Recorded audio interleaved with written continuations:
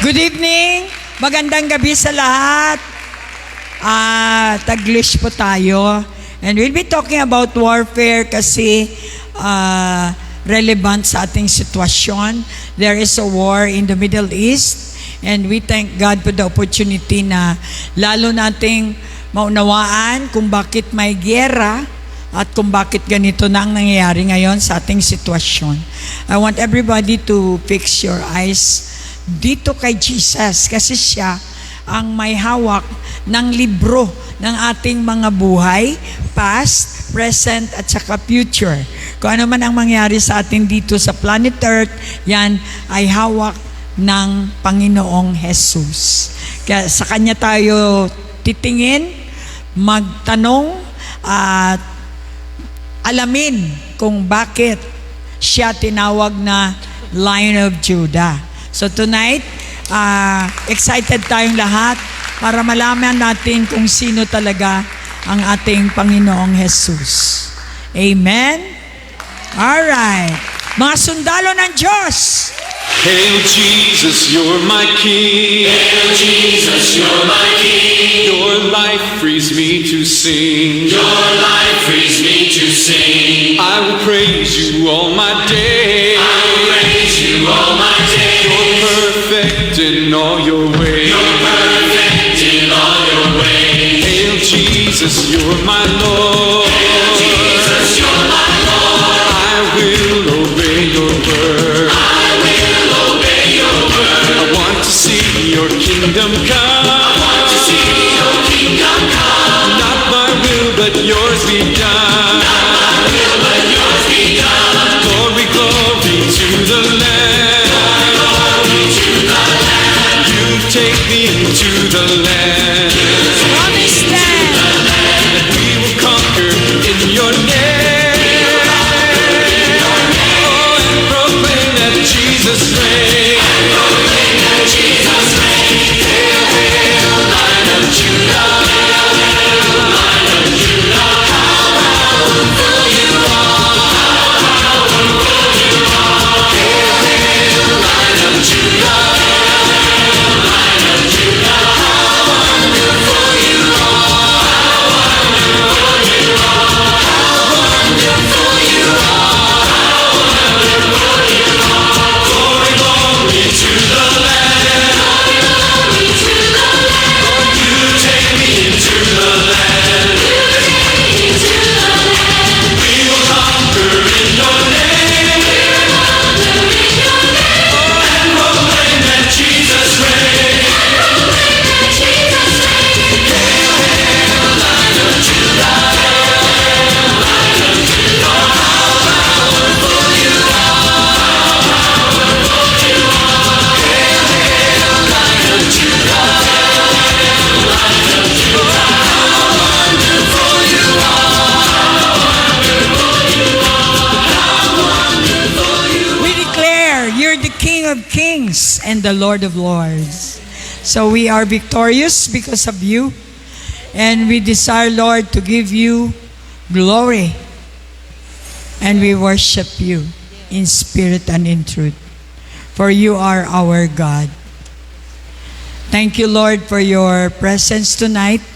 We feel your presence because when 2, 3 or more gathered, there you are in our midst. Jesus Christ is my Lord. He is our Lord. He is our King. Let's worship Him. He deserves to be praised and You to are be my adored. God. You are my Lord.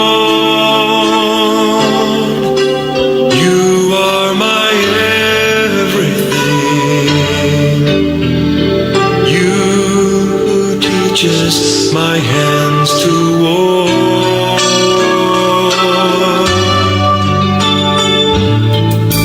You are my God.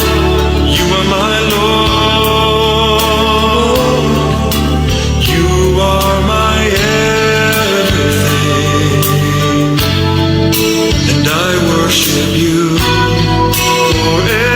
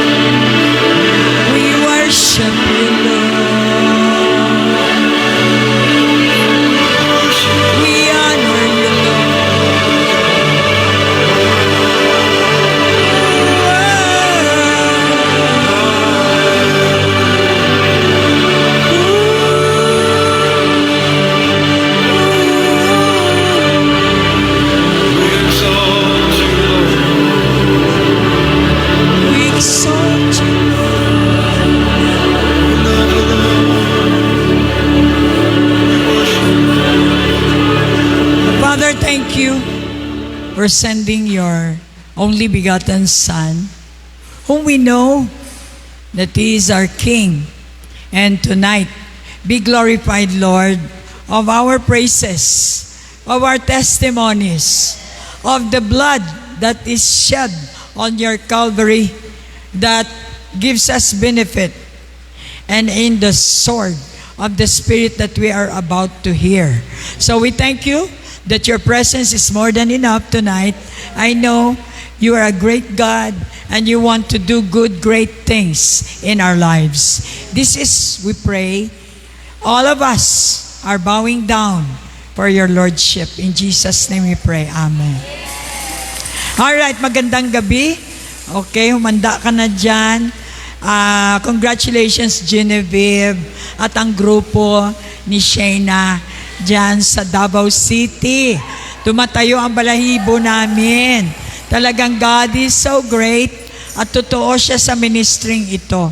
Marami na po ang ating napanalanginan na talagang nakapasa sila dahil ino-honor ng Lord ang prayer ng mga totoong tao niya. Kaya pag nagsamba tayo, we see to it na meron tayong relasyon sa Diyos. Wala tayong religion, relasyon sa Diyos. And when we connect to God, surely God will connect to you. He is the source of everything, the source, the sustainer, at saka defender. Tonight, talagang mainit pa. Alam kong sumisigaw na si Genevieve, no? At ang kanyang pamilya at ang buong grupo niya sa Davao City ni Shayna. No? So, Joint Faith Force together ng BCF ay talagang pinakita ng Diyos ang kanyang ebidensya sa ministry na ito. So, palakpakan natin ang Diyos. Praise the Lord. Ito po ang small but terrible. Praise the Lord. Praise God! Hallelujah! Amen! Glory to God for everything. Ako po pala si Shayna at kakalabas lang po ng result. Medlek na ng family po, ng Hagoriles family. And I bring all the glory to the Lord. I give all the credits na due sa kanyang pangalan dahil kung hindi dahil sa kanya, hindi kami ma-RMT. So I praise God throughout the whole 4 months na review namin. And I believe na it was the Holy Spirit who strengthened us, who kept us, and in His embrace. And I really, really thank the Lord. Kasi I think ang review ko lang talaga na masinsinan na review is 2 weeks lang. Yung mga kaklase ko, mga ka-review center, mga examinee ko, kasama ko sa review center, ang glorious ang kanilang pag-study, 4 months, walang tulog. At kami ni Genevieve, ang masinsinan lang talaga na yung parang glorious na studyhan namin is 2 weeks.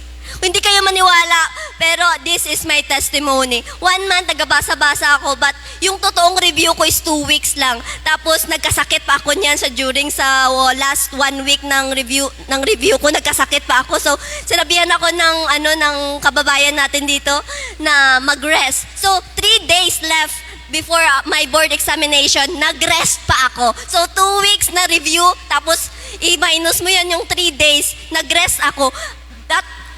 Before the day ng examination namin, ang ginawa namin, nag-watch kami ng live stream. Yung iba, glorious yung study kasi hindi pa na-memorize yung mga formula, yung mga wala silang tulog actually.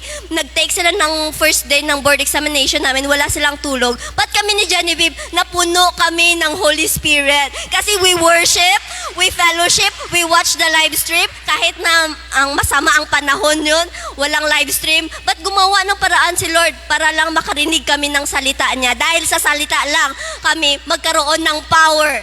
And I really, really thank the Lord. We really enjoyed the presence of the Holy Spirit. We really experienced experience the Holy Spirit during the last month of our examination, especially na we joined the fight din kasi nag-join kami ng 21 days of fasting and walang mintis. Nag-fellowship kami every day. I think may isa lang kasi nag-pre-board kami so hindi kami naka-fellowship ni Genevieve, but walang mintis kami na hindi nakakain. Naka-join talaga kami sa 21 days of fasting and it was a glorious experience kasi during sa board examination, nagsabi si Genevieve sa akin na, Shayna, kung hindi tayo nag-study ng Book of John, wala siyang maisagot. Kasi during sa moment na nag-shade siya ng scantron namin, yung Book of John daw yung ginaisip niya. So nag-smile-smile siya habang nag-shade. And I really praise the Lord kasi yung examination, sabi ko, Lord, nag-tithes ako, nag-give ako ng first fruit. Lord, nagbasa ako, nag-21 days of fasting ako, nag-fellowship ako. Then right now, pakita mo sa akin, this exam would be easy. Will be easy sa aming dalawa. And truth be told, sobrang basic ng examination. And after ng board examination, alam ko na, pasana ako in the name of Jesus. Not by our own might, nor by our power, but by the Holy Spirit who strengthened us, who give us power to overcome fears, doubts. And I really thank the Lord kasi sa first day of board examination, nagsabi yung isa ko na namang disciple, si Rosaline, sabi niya, Shayna, kung hindi dahil sa mga ginasabi mo, yung mga words of encouragement, kung hindi dahil sa iyo, hindi sana ako magpasok sa board exam. Kasi sobrang doubtful na siya, na wala namang siyang alam talaga. Kasi konti lang yung time na mag-review siya ba. And sabi ko lang, keep going. The Lord knows what you need. And gusto kong ang miracle niya available, basta manalig ka lang. Trust, 100% dependence. We declare it. So yeah, we declare it in the name of the Lord. And yun sabi niya, I really bring the glory to the Lord kay nagpasok siya sa board examination, wala siyang dala, kundi faith. Yan yun, during sa moment na nag-take siya ng board exam, gakurog daw siya, nanginginig siya daw ba? Kasi wala nga siyang alam. But yun natutunan niya mag-pray kasi na-remind siya ng Holy Spirit through me na ginawagsabi ko sa kanya, gi-remind siya ng Holy Spirit. And during sa moment daw na nag-board siya, naka-pray talaga siya and na-experience siya din ng Holy Spirit. And I thank God kasi sa whole na review namin, wala akong masabi kundi, it is the Lord. It is the Lord's doing talaga. Wala ako. Ang capability ko, may limit ako as human.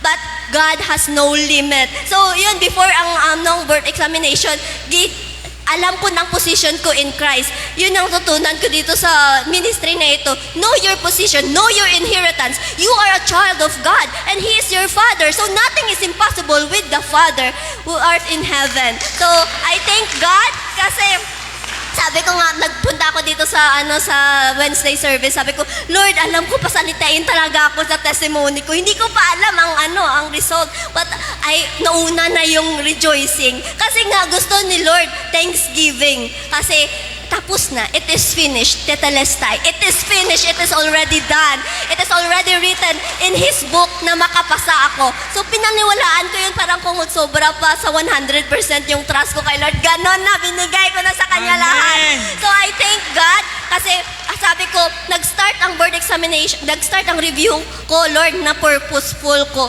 Gusto ko mag-end din na purposeful. Gusto ko fruitful ako, gusto ko productive ako. Kasi itong board examination na ito, hindi lang ito para sa akin. Gusto ko talaga mag-serve habang nandun ako sa Davao. So, ang ginawa ko, God willing, and I thank God for giving me the opportunity. Nakashare ako sa guard namin, nakashare ako sa mga caregiver namin, and ginasharean ko lang yung guard ng dormitory namin. And sa last day, pinatanggap ko silang dalawa, praise God.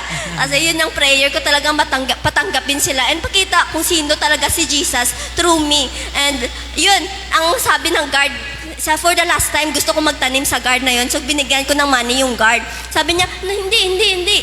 Tapos, nagpunta siya sa likod. Tapos, siya ang nagbigay ng money sa akin. So, I believe it was the Lord. Again and again. So, it was a glorious experience kasi ang ginawa lang namin ni Jenny doon, at sabi ko sa kanya, harvest time na. So, wag kang mabahala.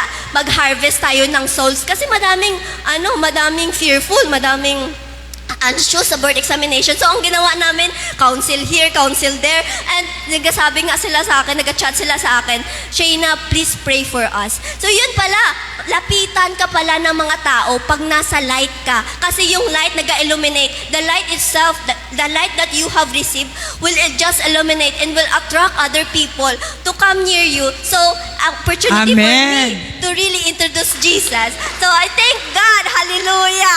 My heart is so filled with Oy. fire. My heart is so filled with thanksgiving. Kung gusto ko lang buksan ang heart ko para makita niyo kung gaano ko ka-thankful my Lord. But God knows Glory. it all. I bring back all the glory to God. Amen. Praise God. I'm sure nagahilak na ron si Genevieve. Or no? Lipay kaayo. So I desire everybody to just focus on the Lord tonight. But taglish kitayo. And life must go on. Lahat ng katagumpayan natin, kapag maniwala tayo sa dati nang nagtagumpay, siguradong managumpay din tayo. Alright, so our message for tonight, I would like to invite all people sa ibang bansa, no, yung ating mga kapwa Pilipino na Christian din, pero hindi kulang tayo ng kaalaman. That's the reason why hindi tayo naging effective at hindi natin nabibenefit ang mga nangyari na after the cross. Ang buhay ng isang Kristiyano ay nag-start doon sa kamatayan ni Jesus. Doon tayo nag-start. Then after that kamatayan, may bagong buhay tayo. Doon tayo nag-start sa bagong buhay. So tonight, the tribe of the Lion of Judah. Marami po ang nagtatanong, kayo, kanta-kanta kayo, hindi nyo nakilala si Jesus Christ. Makita natin kahit sa Amerika, I would like to ask America flag and USA flags ay syempre yung may tenga lang USA at saka yung Israel. Makita ninyo sa mga flags nila, lion. Leon ang nakalagay. Tingnan natin bakit tinawag na Lion of Judah ang ating Panginoong Yesus. The Lion of Judah. Si Jesus ay tinawag na Lion of Judah. And yung sound, I like the sound. Gusto kong iparinig sa inyo ang sound ng leon. At saka i-prepare natin yung Lion King, para mabuksan po ang ating mga mata.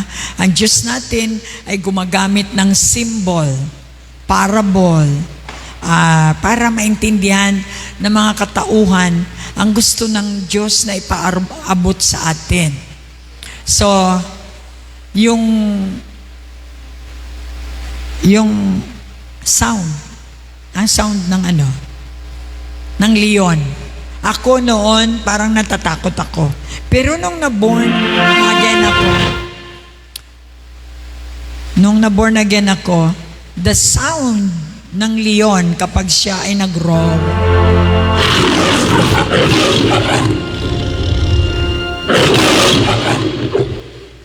Sige pa.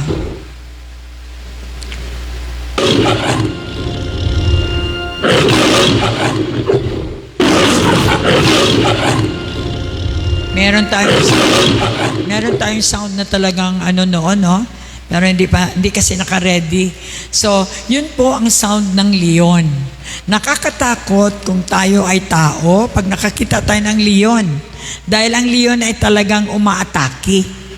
Ngayon, bakit Lion of Judah ang tawag sa ating Panginoong Jesus? Sa mga believers, kung siya ay inyong Savior at siya ang inyong Diyos, ay kailangan nating malaman. One thing sa buong Bible, Genesis down to Revelation, ito ang reason kung bakit siya tinawag na Lion of Judah. Revelations 5:5. Punta tayo doon. At sa Old Testament po, nag-umpisa kay Moses, ang leadership. Remember, nag-escape si Moses sa Egypt at ginawa siyang leader dito sa sa Israel. Diba? Ginawa siyang leader. And then after Moses, si Joshua, at si Joshua ay may 12 tribes. May mga 12 tribes. 12 yung anak niya. Bawat anak niya, isang tribo. At isa dyan ang Judah, the tribe of Judah. At sa lahat ng mga tribes, sa time ni Joshua, ito yung pinili during the kingly time. Pagkatapos ng Judges, tapos ni Joshua, Judges, dumating si Saul, yung hari, and then after Saul, si King David. At dito sa root ng King David, lumabas si Jesus. Siya ang tinaguriang taga-Lion of Judah. Siya yung tinagurian na offspring ng hari. Kaya ang tawag sa kanya, Hari from Judah, Messiah, Messianic King ang tawag sa kanya. So na-prophesy na noon pa na magkakaroon ng hari, Messianic King, pagdating ng panahon ni Jesus. Siya ay magiging hari. At galing siya sa root ni King David at siya ay galing sa tribe of Judah. I hope masundan po ninyo ang history nito. The tribute comes to the Lord. Sabi niya sa Revelations 5:5, "But one of the elders said to me, 'Do not weep. Behold, the Lion of the tribe of Judah, the root of David, has prevailed to open the scroll and to loose its 7 seals." Punta tayo sa Tagalog para mas maintindihan. Ito po ang nilagay sa Biblia pertaining sa prophetic. Ano ba ang prophetic? Yung mga sinabi na noon pa na mangyayari pag dumating ang messianic na ruler. Na-prophesy na. Noon pa man, na-prophesy na magkakaroon tayo ng messianic na Lion of Judah, King. Galing sa kingly lineage. At yan ay sa root ni David. Sa Tagalog po, interesado ba kayo? Bakit nag-Lion of Judah? So I want your attention. I want us, the Holy Spirit, bigyan kayo ng pangunawa at makita ninyo ang relevance. Bakit kailangan alamin natin kung sino at ano ang imahen ng ating sinasamba. Ngunit sinabi sa akin ng isa sa mga pinuno, "Huwag kang umiyak.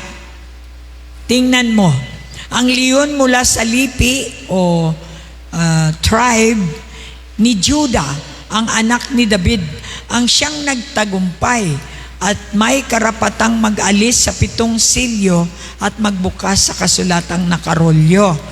Kung hindi pa po kayo nagbasa ng Bible, ito po yung mangyayari. Merong nakasilyo na sinulat ng Diyos, ngunit walang qualified na mag-open ang silyo na yan sapagkat hindi nga sila qualified. At yon ang nakita nila na merong pinuno na trono na ito lang siya ang may karapatan ang magbukas ng scroll. Kasi pag hindi mabuksan yung scroll, hindi natin alam ang mangyayari. And at the same time, hindi maisakatuparan ang mga na-profess o na sinabi na ng Diyos na mangyayari. Katulad nitong war, rumors of war, ano ang sunod nito, mag-end na ang mundo, mag-end ang mundo. Pag sinabing mundo, hindi earth ha. Ang mundo ay ang makamundong mga bagay spiritually. Mag-end na ang prinsipyo na hindi ayon sa Diyos. So siyempre, mamamatay yung mga tao, mawawala ang mga tao na hindi ayon sa Diyos. Kaya nga, hindi tayo nalulungkot. Nagiging masaya tayo dahil malapit na. Matapos na.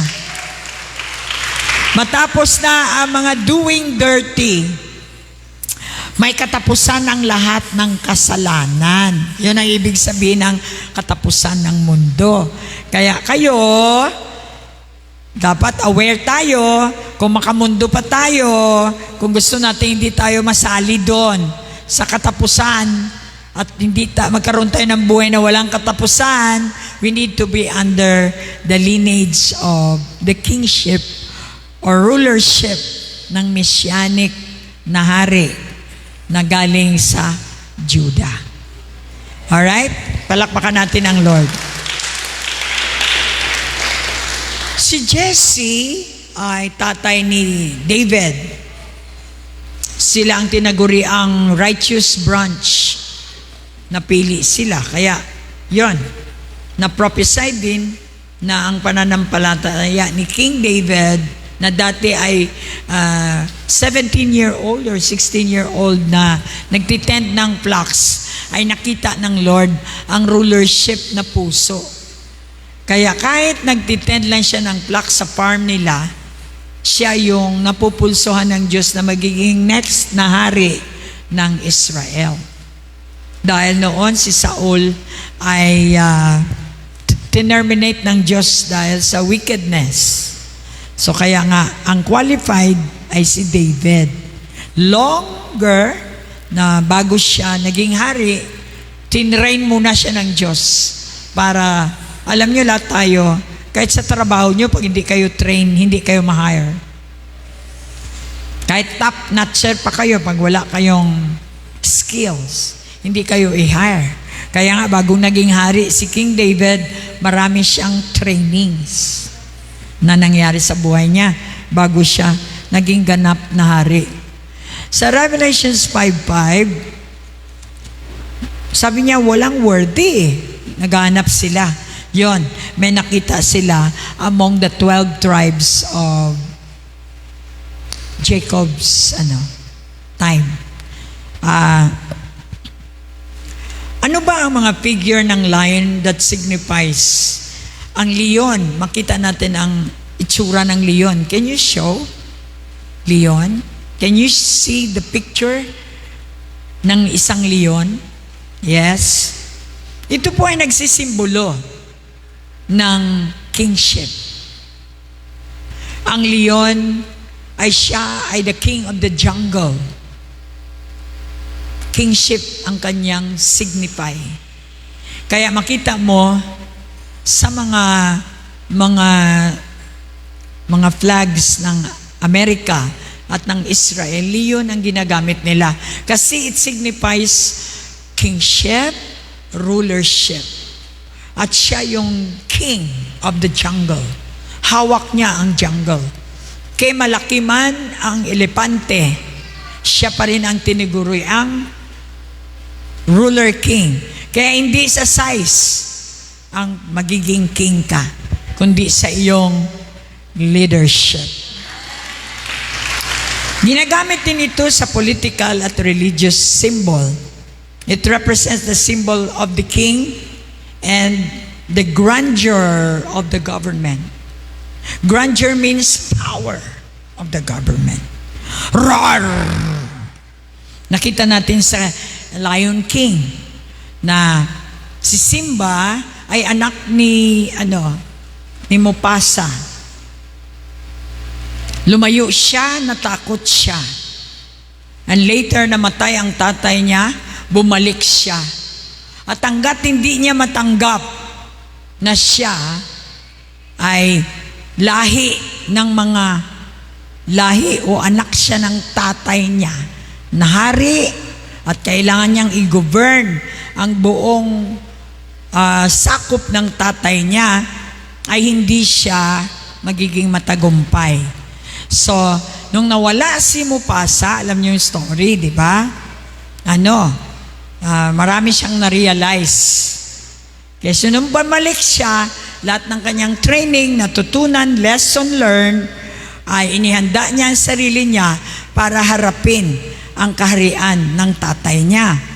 At mayroong propeta na nagsabi sa kanya na ang image mo o ang iyong karakter ay katulad ng tatay mo. So ang lineage po o ang pamilya ay napaka-importante ang inyong history. Ano bang history ng mga forefathers natin? Sila ba'y mamatay tao? Sila ba'y talagang mga leader? Yung iba, pag politika, talagang hanggang sa kapuapuhan ay carried na politics sila. So ganito ang story ni Jesus. Nabilong siya sa Juda, sa lugar na Juda na kung saan ang kanyang mga ninuno ay mga hari. At kay King David, siya ang pinili na maging messianic ruler. Ayon sa scripture, binless ni Jacob ang kanyang tribe, yung tribe na yan, na siya ang mag-govern ng Israel. As the leader among the tribes of God's people, siya ang tinatawag ang messianic ruler. Alam niyo ba ang signification? Brave. Kapag leader ka, kailangan matapang ka, hindi kayong makain ng mga saging. Sabihin mo nga sa katabi, hindi ka dapat leader, eater. Brave. Sabihin mo sa katabi, brave ka ba? May courage ka, matapang. Pag leader ka, matapang ka dapat. Kasi didipinsahan mo ang nililidiran mo. Alright, yan po ang signification ng leon.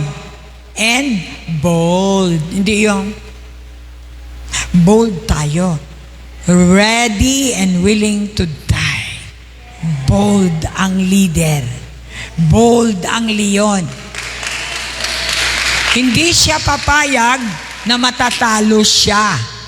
Kahit anong laki ng kanyang kalaban, pag nakita niya ang elepante, para sa kanyang elepante ay hindi kinatatakutan, kinakain. Ganon ang signification ng leon. Palakpakan nyo naman. Kaya nga hanggang ngayon, ang aking mga leaders, ang iba dito ay talagang model. Hindi sila leader, model sila. Hindi sila warrior, hindi sila sa leon. Ngayong gabi, narinig nyo ito. Check ninyo kung leader nga kayo. Kinanlan tayo ay kaimahin ng ating Panginoong Hesus. Ganito pala ganito pala si Jesus. Mali yung sinabi ng reliyon na matakutin, mabait, na walang ginagawa kundi ganun lang. Hindi pala. Bold pala. Katulad ng leon. Sabi doon sa messianic ruler na prophesy, there will be a king will arise whose kingdom will not limited. Hindi na limit lamang sa Israel ang kingship ng messianic na leader na Lion of Judah. Siya will go beyond Israel. That's why tinagurian siyang King of Kings and the Lord of Lords. Pakisabi kay Lord, nice meeting you, Lord.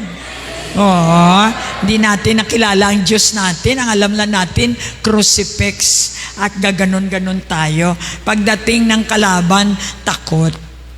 Praise the Lord. Sa Israel, na tinaguriang ang kapital nito ay Jerusalem. Kaya nga, napaka-importante ang role ni Trump, historical. Dahil ang nangyari ay ginalaban ang Israel, alam naman natin. Halos tinostado ang lahat ng tao, nagsialisan sa Israel na wala na ang tao, na wipe out ang pangalang Israel. The start of 1948, the history, bumalik ang revival ng Israel. Hanggang ngayon, dahan-dahan bumabalik na ang mga Israel. Sila po ay nag-abroad. Nasa Europe ang iba, kalat sila. Pero sabi ng Lord, darating ang time, prophecy niya, na magsibalikan ang mga tao sa Israel. Dahil ipapakita ng Diyos sa buong mundo na maliit ang nasyong ito, didipinsahan niya. Pinatutuhanan naman na maraming nasyon ang gusto itong i-wipe out uli. Galit na galit ang lahat, halos neighboring nation. Gusto nilang ma-wipe out ang Israel. Bakit kaya? Dahil kay Jesus. Kaya ang mga LGBTQ under Obama, talagang nanggagalaiti sila dahil binalik ni Trump ang Jerusalem na maging kapital uli ng Israel. Tel Aviv po. Ang Tel Aviv sa Israel ay parang New York. Ito yung city na talagang wild. Ito yung ginawa nilang kapital. But by the grace of God, binigyan ng pagkakataon si Donald Trump na gamitin ang kanyang power and authority nung una pa siyang naging president na ibalik ang Jerusalem as the capital city of Israel. That's why very important po, kasama na si Donald Trump sa history ng ating prophetic Bible.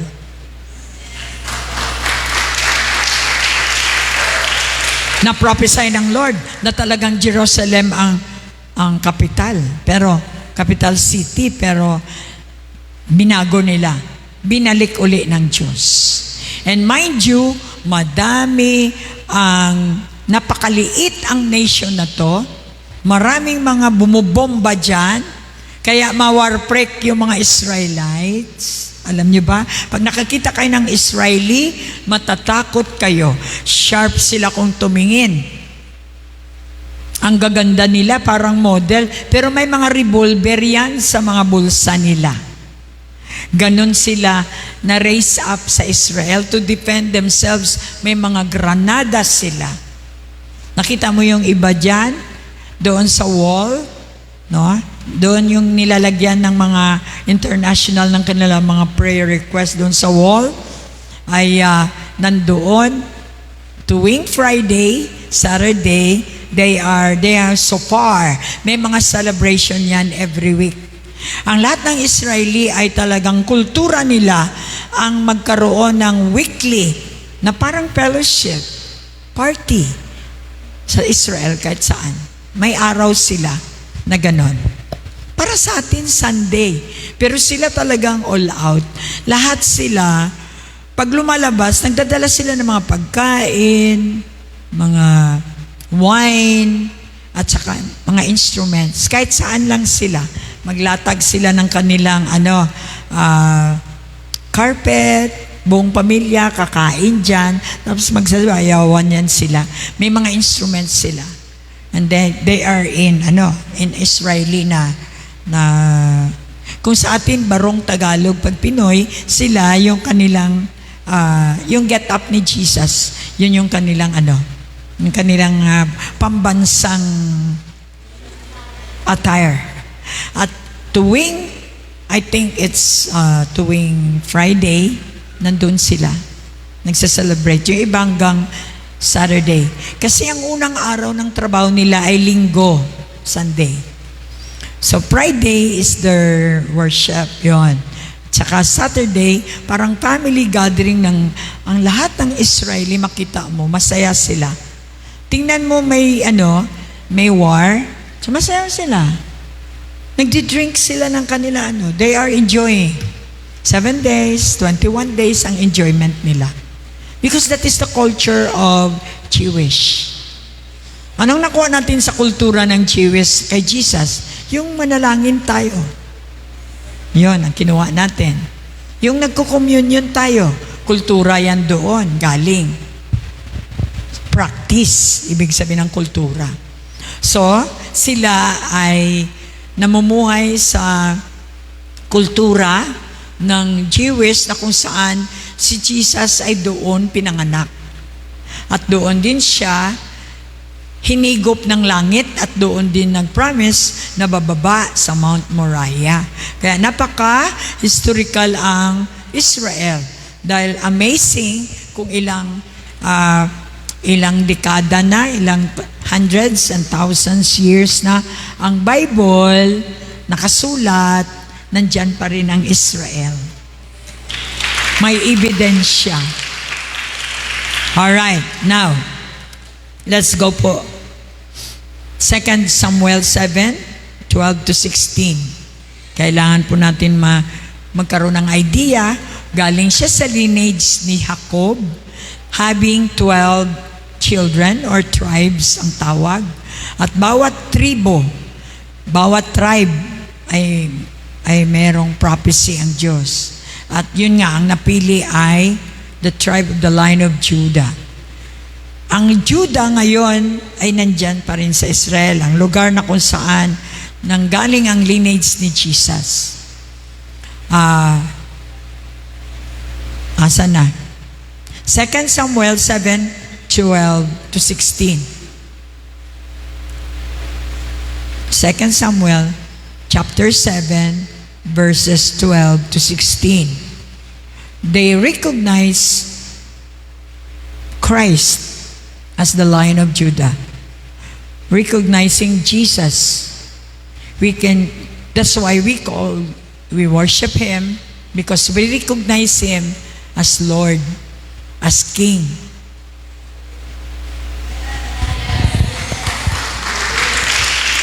When your days are fulfilled and you rest with your fathers, I will set up your seed after you who will come from your body. This is the prophecy, who will come from your body, yung galing sa iyong katawan. And I will establish His kingdom. Prophecy po ito ni Samuel. So he shall build a house for my name, and I will establish the throne of His kingdom forever. Si Jesus po ang tinutukoy. I will be His father, and He shall be my son. If he commits iniquity, I will chasten him with the rod of men and with, so mula 12 hanggang 16, be my son. So yun ang tinutukoy niya, si Jesus bilang tao. Nag-prophesy si Samuel sa kanya. He commits iniquity, and I will chasten him with the rod of men and with the 15, but my mercy shall not depart from him, as I took it from Saul, whom I removed from before you.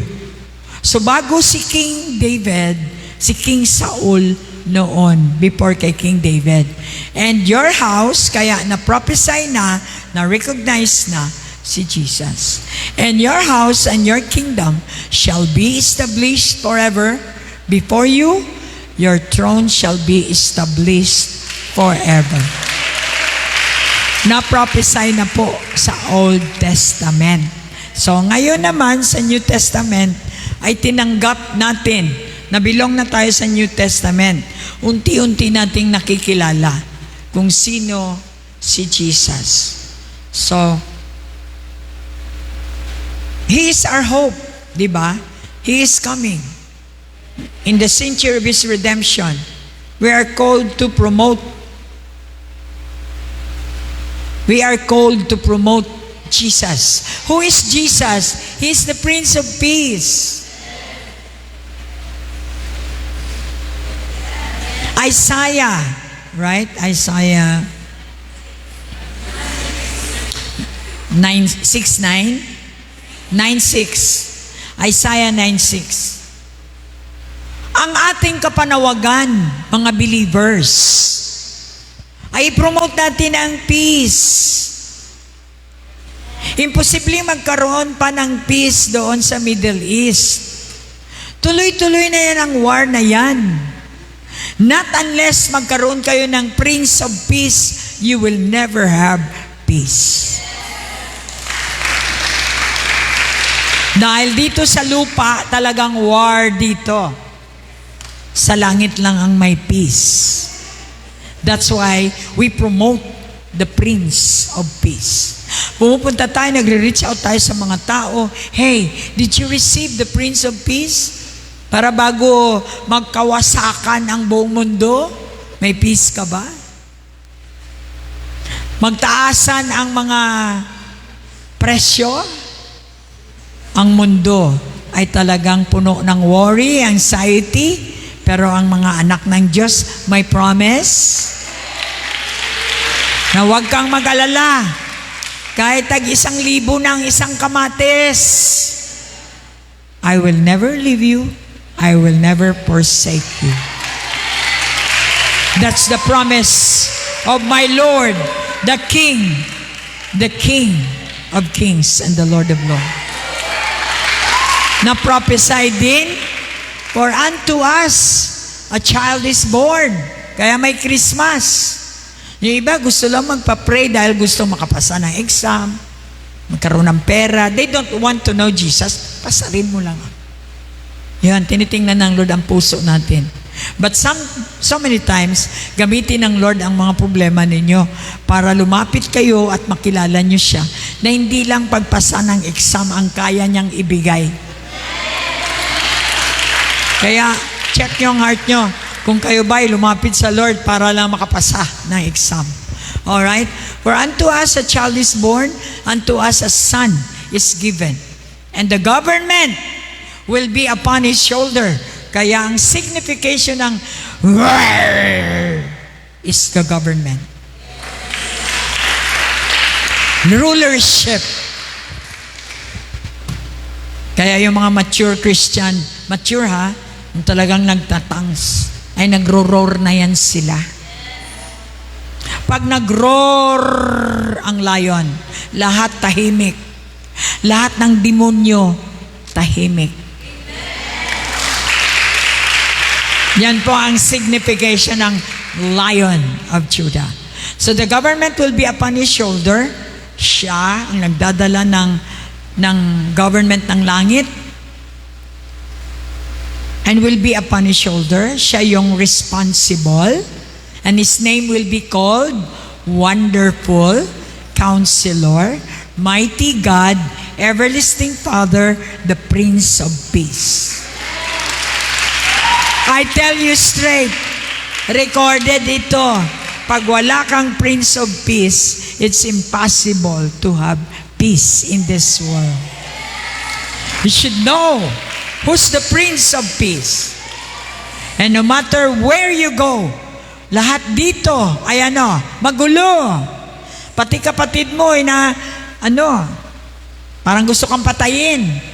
But having the Prince of Peace, talagang may peace ka sa mundo kahit nakakita ka ng 10,000 na matay sa right hand mo at many thousand na matay dyan sa kabila mo at kung ano pang nakita mo, namamatay yung mga wicked people, namamatay yung mga magnanakaw sa gobyerno, namamatay ang lahat ng mga talagang mga drug addicts, hindi ka daw matatakot.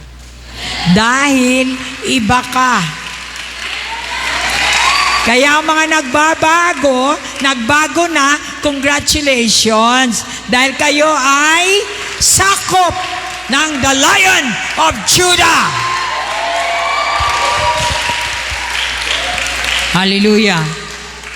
So but you need to be volunteering, surrendering, trusting in His sovereignty. Obedience in His teaching. Nag-o-obey ba tayo sa teaching niya? As our life guide in the kingdom of God. You must be born again. Dahil kapag hindi kayo na born again, hindi kayo masakop sa kanyang kaharian. Ang kaharian ng Diyos ay nasa taas, hindi dito sa lupa. Kaya magtataka kayo, maraming naghari-harian dito, mga nuno sa punso. Sa langit, isa lang ang hari. And that is the King Jesus Christ. We can be certain that our lives are not just chance. Look at your neighbor, hindi ka aksidente, nandito ka, nabuhay ka sa planet Earth. Because we belong to the kingdom of God. We belong to the tribe of the Lion of Judah. Kaya nga pag born again ka, nagiging matapang ka. Ako po, nagiging matapang dahil matapang ang Diyos ko. Ang Diyos ko ay hindi bakla. May himala, walang bakla. Palakpak.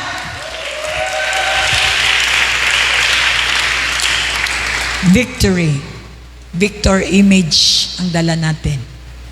So, I want dagdagan natin kasi siyempre kailangan makilala po natin ang ating Panginoon. Sabi niya, Micah 5:2.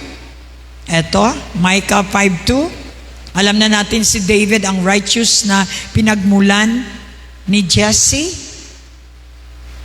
Si Jesse ang tatay ni David. At si David ang forefather ni Jesus. Yan po ang mga lineage na dapat nating malaman. So, tayo ay walang ka-lineage. Ang tatay natin, lineage ng palatongga, lineage ng mga sugarol, lineage ng mga drug addict. Kaya nga, you must be born again. Kasi pag hindi kayo na born again, hindi mapapalitan ang lineage ninyo. Bigla na lang, kapag na born again ka, ikaw ay nagiging lineage ni Jesus, family ni Jesus, sa kanyang DNA, sa kanyang dugo, na tumubos sa iyo, bigla kang nagkaroon ng royal family. Bigla kang nagkaroon ng tatay na hari. Hallelujah! Yung iba hindi talaga makapalakpak kasi syempre hindi niyo masyadong kilala. Ang tatay ko, wala talaga kaming mana. Kahit ano, yung pinagsasaingan na lupa, wala. Namatay na yung tatay ko. Wala kaming inheritance. Pero bakit na ganito si Pastora? Dahil nalaman ko na ang tatay ko ay tunay na tatay ko at tatay din ng tatay ko na pinagmulan nating lahat ay may-ari ng langit at lupa. So hindi lang lupa ang akin inheritance, pati langit inheritance ko. Oh my God! But you, Bethlehem, sabi niya sa Micah, Bethlehem, Ephrathah, though you are little among the thousands of Judah, yet out of you shall come forth to me the one to be ruler in Israel. Wow, ang lit-lit na nasyon. Pinagtatawanan. Nabura pa nga sa sobrang liit. Pero ang pangako ng Diyos, maliit man ito, pero malaki ang Diyos ng Israel. Kilala ng buong planet Earth ang Israel. Sapagkat yan ang lugar na pinagmulan ng ating Lord Jesus. Diyan siya pinanganak. Diyan siya pinanganak sa Jerusalem. Lumaki siya sa Nazaret. Kaya hindi po siya maitim na Nazaren. No ba yan? Hindi nagbabasa ng Bible. Kaya ako noon, din ako sa Nazareno. Hindi naman apricot si Jesus. Hindi ko alam kung saan nila yan nakuha. Tuwing na lang, maraming namamatay, nahihilo, naiipit doon sa Nazaren. Wala dyan si Jesus. Patayan na nilagyan ng uling. Lumaki po siya sa Nazaret, kaya Nazarene boy siya. Pero pinanganak siya sa Jerusalem, which is the capital city of Israel. Hallelujah! Kilala niyo na ngayon kung sino si Jesus? Yet you shall come forth to me the one to be ruler in Israel. And who's going forth are from of old, from everlasting. Sa iba pong version, Ancient of Days. Galing pa siya sa Ancient of Days. In other words, may clue tayo na siya ang gumawa ng langit at lupa na walang pinagmulan. Mukhang di kayo. So therefore, Jesus is God. Kaya pag nagbasa po kayo ng Old Testament, doon nyo makita ang lineage. Sundan nyo, alamin nyo, at nang makita ninyo ang daan patungo sa katotohanan.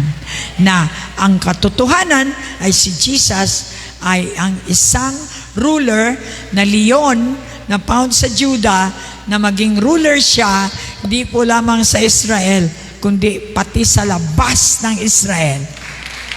Pati sa buong universe. At kapag nag-roar siya, lahat ng creation nagre-respond. Pati pera, magre-respond siya. Ang pera, magre-respond. Ang dagat, magre-respond. Ang mountain, magre-respond. Sa boses ng Diyos, nagre-respond ang lahat ng creation niya.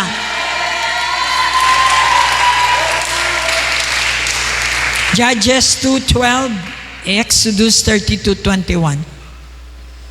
Unahin muna natin ang Exodus 32:21. Kailangan po natin madagdagan ang pagkilala natin sa ating Panginoon. Kaya wala kayong ganang manalangin kasi hindi nyo siya kilala. Nandyan lang siya pero hindi nyo siya ni-recognize. And if you believe that God is alive, nandyan siya sa harap mo, nakikita ka niya, alam niyang nagsisinungaling ka, alam niyang ginagawa mo, walang matago sa kanya. Kaya nga, who can know the mind of a person? Ako hindi ko alam kung anong laman ng mga utak nyo, pero siya alam niya. Palakpak. Pwede kayo mag-smile sa mga kaibigan nyo, pero gusto nyo na silang patayin. Na hindi niya mabasa ang utak mo. Pero si Lord, basang-basa niya kung anong laman ng utak ng tao. Hallelujah! Amazing! Exodus 32:21. And Moses said to Aaron, "What did these people do to you that you have brought so great a sin upon them?" So Aaron said, "Do not let the anger of my Lord hot. You know the people that they are set on evil." So mga tao talagang nakaset tayo sa evil. Ang tao talaga evil. Babae, lalaki, basta tao. Tanungin mo yung katabi mo, tao ka ba? Nakaset ka sa evil. Kaya nga kailangan mo si Jesus. Kailangan mo ang Diyos para hindi ka evil. Ang tao, pag walang Jesus, walang Diyos na Jesus ha, na righteous, evil ka. Babae, lalaki. Kaya nga kailangan natin ang Diyos. God is good. You are not good. I am not good. If I have a good God, I can be good. That's the only way na maging good ako kapag may Diyos ako sa aking kaloob-looban. Tandaan nyo yan. Kapag nakamit kayo ng mga friends nyo, alam nyo namang wala silang Jesus. Alam mo na, iniisip mo, maimpyerno sila. Pastora, mabait naman kami, namimigay kayo. Naalala ko si Joy, di ba si Joy Bacod? Kahit nasa kasalanan kami, naintindihan naman ng Lord. Kami ay mabait, namimigay kami, nagpapakain kami ng mga children. I hope nakikinig siya. Sabi ko sa kanya, the truth is, you are not getting right. Pag hindi ka nag-get right kay Lord, you will never go to heaven. Hindi yan sa bait-baitan. Kahit mabait ka sa lahat ng mabait, pag wala kang Jesus, impyerno ka pa rin. Palakpak! Kaya ganun ako ka-subversibo. Ganun ako ka-bold na patanggapin ang mga tao. Lalo na yung mga may utak, medyo merong sinasabi, may pera. Ang mga rason nila, may pera sila, mabait sila. Gusto ko yun kasi naintindihan ko kung bakit sila hindi nila alam ang katotohanan. So we come to them to let them know the truth so that they too will find Jesus for them to be saved. Hallelujah! Judges 2:12. Sorry naman doon sa mga nag-o-op anoon sa kanilang pananampalataya. Well, kayo din naman ang nakaka-discourage lang. Pero ngayon, natuto na ako na kapag na-discourage ako ay aakyat para ma-encourage ako. Kaya yung mga op and on dito, kayo din naman ang kawawa. Hindi naman ako ang kawawa. We're here to remind you lang. Habang wala pa, hindi pa dumating ang Panginoon, hindi pa tapos ang lahat. Meron pa sanang tsansa. Narinig nyo naman na darating na ang Lord. Kung kailan naman darating ang Lord, doon pa tayo hindi na nagsisimba. Well, tama ang sinabi ng Lord. Darating ang araw, people will grow cold in their love to God. Dahil sa sobrang busy na sa career, busy na sa business, sa money, and everything. Anything na may reason ka para hindi lumapit sa Diyos ay idolatry. And hate ng Lord ang idols. Can you give a clap offering to the Lord? And they forsook the Lord God of their fathers who had brought them out of the land of Egypt. They followed other gods from among the gods of the people who were all around them, and they bowed down to them, and they provoked the Lord to anger. Tagalugin po natin. Kailangan natin malaman ito. Judges 2:12 sa Tagalog. Marami na po dito. Nung araw, pumasok kayo dito, walang-wala kayo. Umiiyak kayo kasi wala kayong pera, wala kayong bahay, marami kayong utang. Hello? Familiar? Tinalikuran nila si Yahweh. Dati, kahit lahat ng simba, present. Ngayon, minsan mo na lang makita, late pa. At hindi lang yan late, mauna pang umuwi. Para bang, at least napabigyan ko na si Lord, ha? Alright? So saan na sila ngayon? Tinalikuran nila si Yahweh, ang Diyos ng kanilang mga ninuno, na nagligtas sa kanila sa Ehipto, nagligtas sa kanila sa mga utang nila dati, nagligtas sa kanila sa dating buhay nila na sobrang hirap. Niligtas sila sa Ehipto. Naglingkod sila at sumamba sa mga Diyos-Diyosan ng mga bayan ng kanilang paligid. Kaya nagalit sa kanila si Yahweh. Nagagalit pala ang Diyos sa mga tumalikod. Mind you, kahit naka-side view. Sabihin mo nga sa katabi mo, kang nagsa-side view ka na, brother. Patalikod na yan eh. Kaya ngayon, abangan nyo ang missile bomb ni Lord dahil nagagalit pala siya sa mga taong tumatalikod. Palakpakan natin ang Lord. May simbahan naman kami. Bakit? Yung BCF ba perfect yan? O tingnan mo yung bibig mo, hindi perfect. Kaya yan ang tinatawag na lumayo ka na nga sa Panginoon. Ang bibig mo dati ay praise the Lord, hallelujah. Ngayon, puro mga negative words ang lumabas. Yun po ang ebidensya na kayo ay tumalikod sa tunay na Diyos. Hindi po sa BCF, sa Diyos ng BCF. Ang saklap, ang saya ng pagsasama natin dito. Nag-iiyakan tayo nung araw, hindi kayo nakapag-aral, pinag-aral kayo ng simbahan. Ngayon, nandiyan ka na sa KCC Mall. Nagsiserve ka na to another na grupo. At yan, Wala ka ng bukang bibig, kundi you talk against VCF. Yan po ang resulta ng tumalikod sa Diyos. Sa Diyos ng VCF. Okay lang. Kung ang Diyos ng VCF ay peke, hindi kayo maapektuhan. Problema, kung ang Diyos ng VCF ay totoo. Sabihin mo sa katabi, magtago na kayo. Hallelujah. Alright. Bless ba kayo ngayong gabi? Jude. Okay. Judge 2:18. Baba tayo sa 18.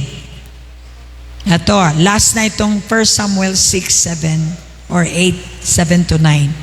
Judge 2:18. Sabi ko nga kay Judge Balo, na-share ko kay Fiscal, kasi close daw sila, boss niya daw si Judge Balo, nasa Polomolok. Sabi ko kay Judge Balo, yes, Pastora, you too will be judged. Be ready, because you too, even if you are judged, you will be judged. Ano sabi ni Judge Balo? Amen, Pastora. So you must be ready. Look at your neighbor. Ready na ba kayong i-judge? Kung si Judge Balo nga, i-judge siya, tayo pa kaya na hindi judge? Palakpakan natin ang Lord. Lahat naman ng hukom na sinugo ni Yahweh, judge. Lahat ng hukom, nakikinig ang mga judge. May mga kilala kami, namatay na yung ibang judge. Lahat naman ng hukom na isinugo ni Yahweh ay pinubayan niya at iniligtas niya. Ang Israel kasi may mga judges nung araw. May kings and then may judges. Sino ba ang one of the judges nung araw? Samson, one of the judge. Deborah, may babae, judge. Ang mga kaaway, habang nabubuhay ang hukom, kinakaawaan sila ni Yahweh dahil sa kanilang mga daing bunga ng hirap na dinanas nila. So after judges, si Deborah, yon, si Samson, mga judges yun sila. Kahit sila ay tulong-tulong, hindi nila masolve ang problemang kasalanan. Judge yan sila, hindi nila masolve ang kasalanan. Kahit judge ka, hindi mo masolve ang kasalanan. You're fighting in the court, pero ang kasalanan, hindi nila masolve. Kahit judge sila lahat. Mukhang ako lang nakaintindi ay.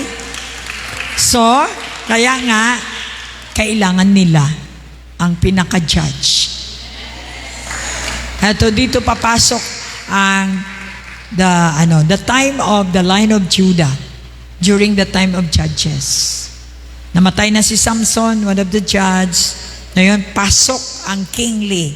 Pasok kay Saul hanggang sa pinalitan kay King David at to King Jesus. Maganda ang panahon natin ngayon, hindi na tayo under kay King David. Maraming king, di ba? Sa buong mundo. Kaya nga kingdom ang dala ni Jesus. Hindi siya nagdala ng religion. Nagdala siya ng kingdom. And if you follow Jesus, you'll become a kingdom kid, a kingdom citizen of Jesus. Ngunit pagkamatay ng hukom, nung namatay na ang judge, muli na namang sumasamba sa Diyos-Diyosan ang mga Israelita. Hindi nila ma-maintain ang maging malinis kahit may mga judge na halos lahat ang tao nung araw. Balik na naman sila sa kanilang mga kasalanan, sa kanilang mga ginagawa. Tulad natin, kapag under the law tayo, balik na naman tayo. Marami pong pastor dito, bakla pa rin. Can you imagine? Nagbabasa ka ng salita ng Diyos may papaka sa sa congregation mo? Asa nga kakita ng ganun? Kaya nga sabi niya, higit pa sa kasamaan ng kanilang ninuno ang kanilang ginagawa. Hindi nila maiwan ang kanilang masasamang gawain, sapagkat walang kapangyarihan ang mga hukom. Kaya lalong nagalit si Yahweh sa kanila. Sinabi niya, sumira ang mga Israelita sa kasunduang binigay ko sa kanila mga ninuno dahil sa pagsuway nila. Okay, and so forth. So, mga kapatid, sa pananampalataya, ngayon alam nyo na kung bakit naging Lion of Judah po si Jesus. At nakita natin si Trump, ginagamit niya ang karakter ni Jesus. Leon. Rulership. Leader that can depend ang kanyang constituents. Yan po ang karakter ni Jesus. And we can be certain na tayo ay nabilong sa kingdom na ganito, na where righteousness is, peace and joy in the Holy Ghost. Yan ang dala ng ating Panginoon ngayon. The government of heaven. Ito ang dala ni Jesus. Siya ang ating hope. Sa laban ng Israel versus Iran and all other enemies, ang hope talaga ng Israel is ang kanilang hari, ang Messianic King na si Jesus. At nakita naman through history, ang dami pong mga testimony sa Israel kung paano namatay ang libu-libo na mga kalaban. Pagising nila lahat, kukunti lang sila, pero ang kalaban nila libu-libo. Pagising nila, praise and worship lang yung ginawa nila, patay ang lahat ng kalaban. Subukan nyo mag-praise and worship ng totoo. Pagka umaga, makaramdam kayong lahat ng mga demonyo na nahimik dahil patay silang lahat sa praise and worship. When the King of Lion of Judah will come and roar, our defense will come to kill all the enemies, and there we shout our victory. He's the coming King. We are called to promote peace, ladies and gentlemen.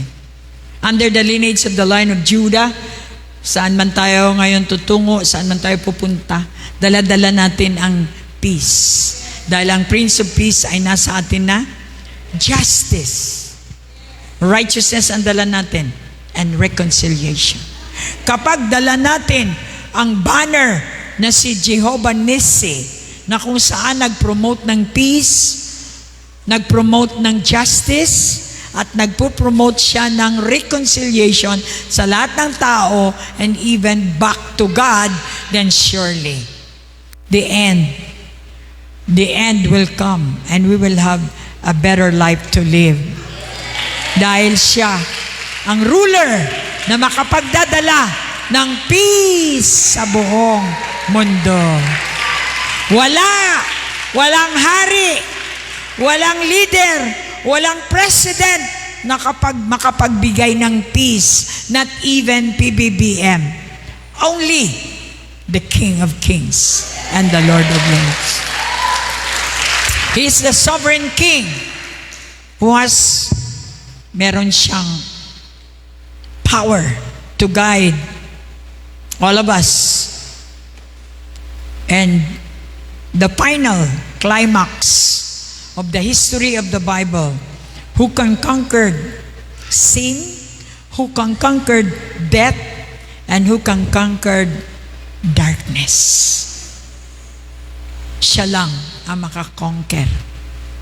Kaya wala na tayong dapat tawagin pa. Not Trump, not PBBM, not sino ba yung minister ng Israel. Yes. Wala na sino mang leader o hari, maging hari ng Saudi Arabia, hari ng Dubai, kahit si Moktong pa, hindi makapagbibigay ng peace sa mundong ito except the Prince of Peace. And His name is King Jesus. Let's go po. Kaya nga mga Kristiyano, kailangan mag-mature tayo para magkahawig po tayo sa ating hari. Let's go the place ba na kung saan sa Lion King pinakita ng propeta ang mukha ni Simba na kamukha ng tatay niya.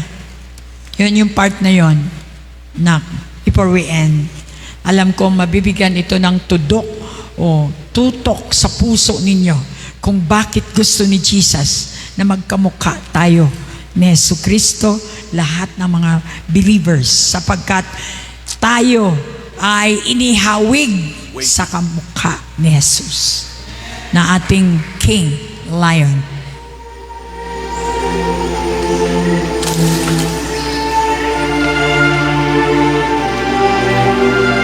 Do you see him? I don't see anything. Kuala Selama. Look closer.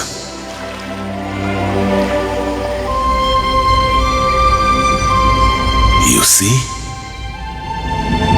He lives in you. Simba.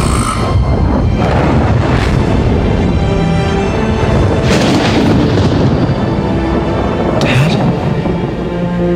Simba, you must take your place in the circle of life.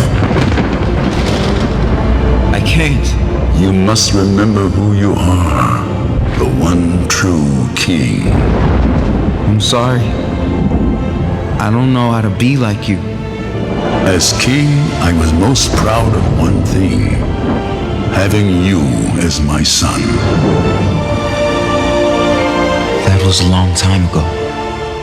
No, Simba. That is forever. Forever! Please, don't leave me again. I never left you, and never will. Remember who you are.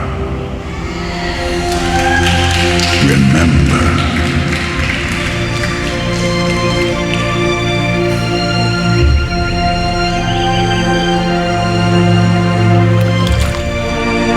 And so, I ask again, who are you? I am Simba, son of Mufasa.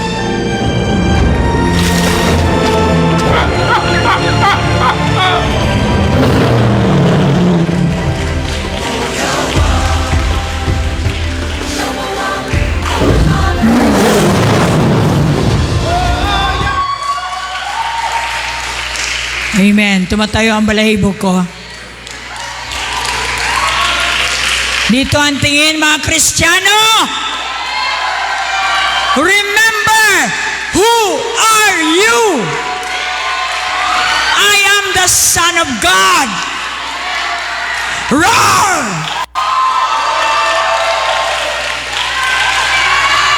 In other words, rule. Rule over your life. Rule the kingdom of God. We are all under the rulership of the King of Kings, but we ourselves are kings and queens. Shall we all stand and give a clap offering to the Lord? Remember, again, the Father said, who are you? You should know who you are. You should remember of who you are. Every day, araw-araw po, kilalanin ninyo at sabihin ninyo kung sino kayo. Para marinig ng demonyo, marinig ng tao na kayo ay anak ng Diyos. Ang anak ng Diyos ay katulad ng leon, hindi natatakot. Ang anak ng Diyos ay palaban. Ang anak ng Diyos ay may leadership. Ang anak ng Diyos ay matapang at maraming alam. Palakpakan natin siya. Panginoon, maraming salamat sa mensahe ninyo na ngayon ay under kami sa gobyerno ninyo at patuloy kaming lumago, maging mature at nang makilala namin ang aming mga sarili kung ano ba at sino kami upang matagumpayan namin at mabigyan namin ng saysay ang aming purpose dito sa lupa. Bilang anak nyo, kami ay tinawag ninyo upang gagawin namin ang inyong pinapagawa sa buong mundong ito. We will promote peace over Coronadal City. We will promote justice at ipopromote namin ang reconciliation ng bawat tao na ang Diyos namin ay Diyos ng pag-ibig at hindi hatred. At alam namin kami ay mga anak ng pag-ibig ng Diyos. Ito po ang aming samot dalangin sa pangalan ni Jesus. Ang lahat ay magsabi ng Amen. Dito na po tayo. Hallelujah! Do you know who you are now?